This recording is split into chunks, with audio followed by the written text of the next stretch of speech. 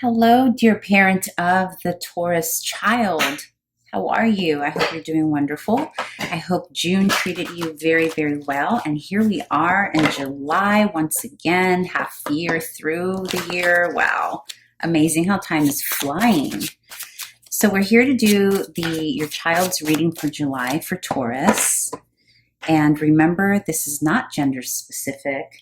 And I also the age range for your children here is going to vary. So you may have itty bitty ones, teenagers, and everything in between. You are all welcome.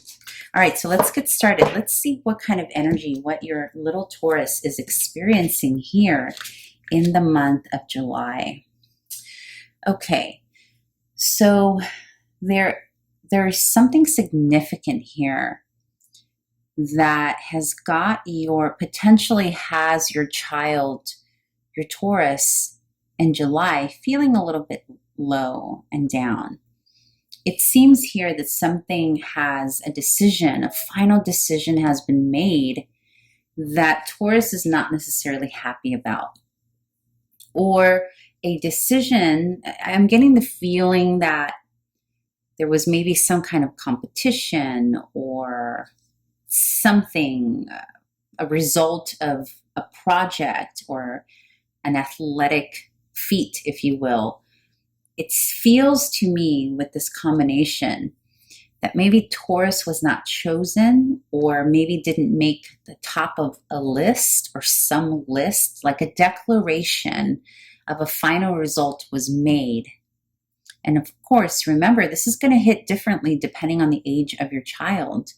But there's something here, a decision that was made, potentially some other kiddo was chosen to do something, maybe a role in a play. I really heard that there's something here that little one didn't get chosen for, or a final decision about something little one wanted and it wasn't granted, and has him or her feeling low, right? I mean, look at that energy. So something to be on the lookout for, parent, because potentially, your child is not communicating about this, because the Five of Pentacles is always energy of not seeking out help from others, and also not really opening up to others about how little something made us feel, or how low something's got us feeling here. So I get the strong sense that for some of you, your child is maybe a little bit withdrawn at the moment and not sharing their true feelings about the situation with you, dear parent. And also a sense of feeling low self-esteem, not valued because of whatever the result of this was. So, lots of sadness here, but let's move forward and see what the conflict or the challenge is, although this feels very much like a conflict already, right? But let's open it up a little bit further.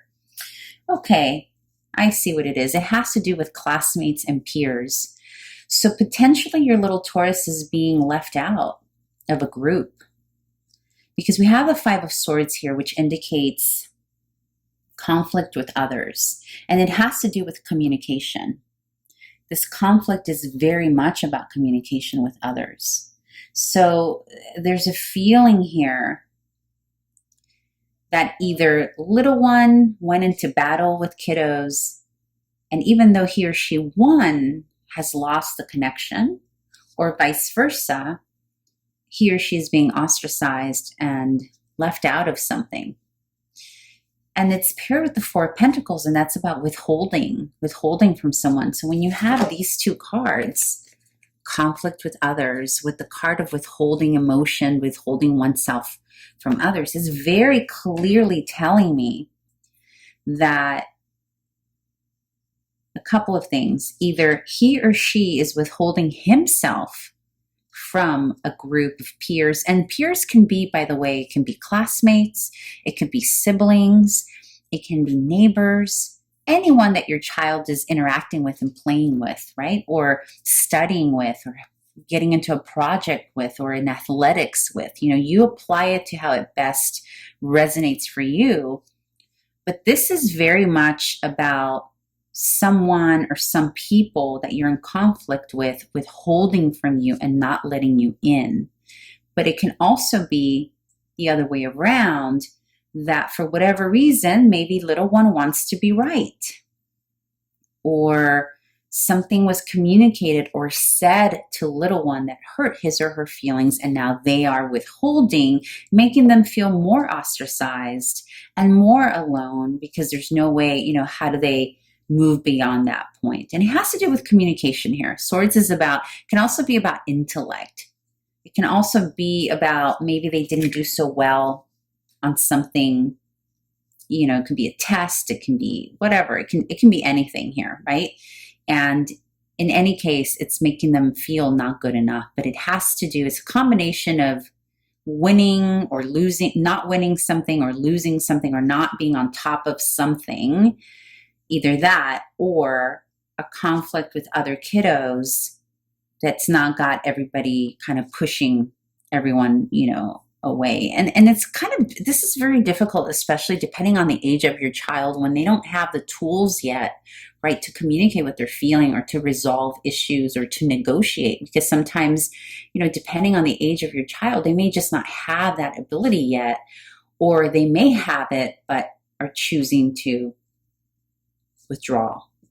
So this is beautiful, dear parent, because it gives you an opportunity to kind of check things out and see if you're seeing signs of your little one maybe not playing as often. Maybe all of a sudden he or she went from working on a project with kiddos or doing something, and now they're completely not, like those friends have disappeared. So this is why. If that's happening, this is the energy.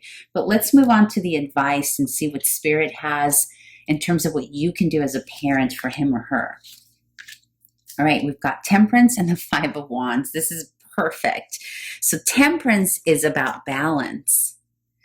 Temperance is about teaching your child how to blend logic with emotion.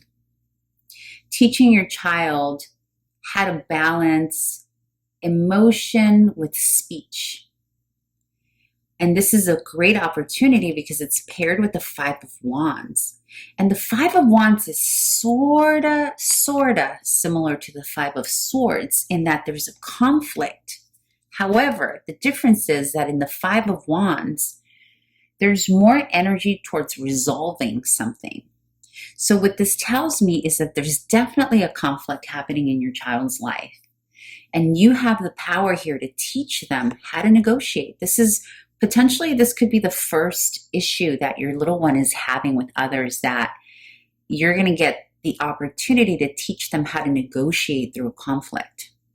This may be a great opportunity for you to learn from this conflict, from your child's conflict as well. But this is very beautiful because Temperance is all about tempering, but it's also about blending feminine and masculine energies. And predominantly, it's about learning how to remain grounded in turmoil.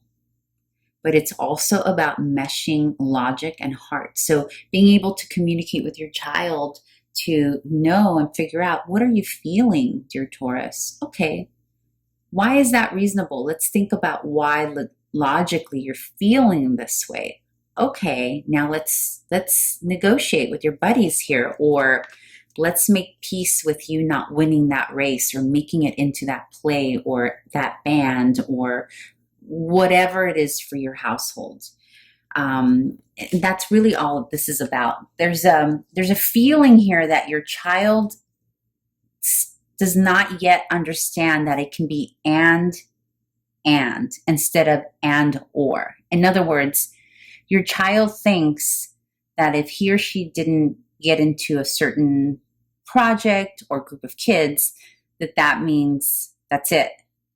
Instead of, no, I can be ostracized and make new friends elsewhere. And I can be not, number one in that test or on that test. And I can also see what else I'm good at and put my energy and effort into that. So I'm not sure that I'm explaining that well enough, but it's the concept of, this is the first thing I ever learned in therapy many years ago, was the concept of and versus and or. I can be, for example, as an adult, I can be depressed and still find some joy in things. I can be alone and also loved, right? And instead of and or. Anyhow, I think you get my drift, but I hope that was helpful, dear parent of the Taurus child, and I hope to see you back here again next month. Okay, ciao.